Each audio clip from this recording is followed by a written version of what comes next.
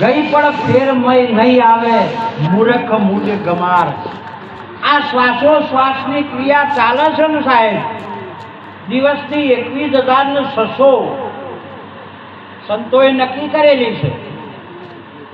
એ રોજનું એટલું આયુષ ઓછું થાય છે.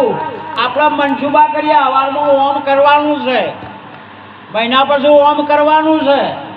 એટલે તને ખબર છે તું કેટલો જીવવાનો છે?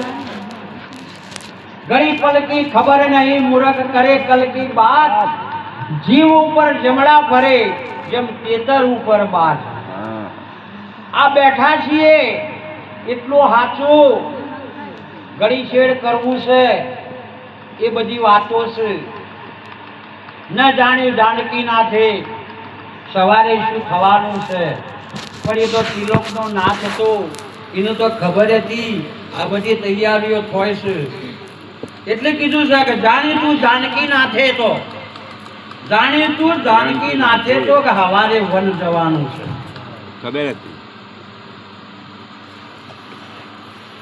દશરથ રાજાનો પરિવાર નતો, અને એ દાડે શ્રવણનો વધ થયો તો એના મા બાપોએ આશીર્વાદ ગણો કે શ્રાપ આપો કીધું તું કે જેવા અમે પુત્ર વિયોગે ટળવળીએ છીએ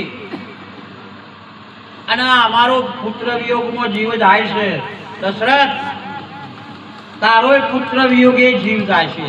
કારણ દશરથ દાદા તો છોકરા છે, તમે તો શ્રાપ આલ્યો કે આશીર્વાદ? આશીર્વાદ સાહેબ. એના પછી એમના પરિવાર થયો. પણ તમે જુઓ, રોમનો વનવાસ મળ્યો,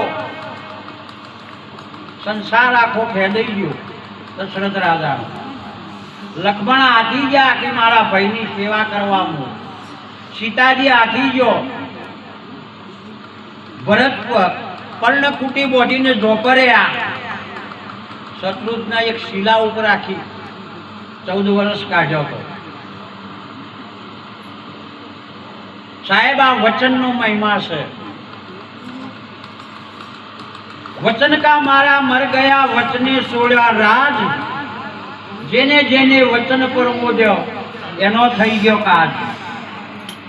કઈક ધારા હોવી જોઈએ, કઈક ટીકી હોવી જોઈએ, અને ધારા અને ટીકી હશે તો કોક દાડો રોમ 100% આપણો ઓગળી ચાલશે ને. તે સિવાય વેચ નહીં પડે.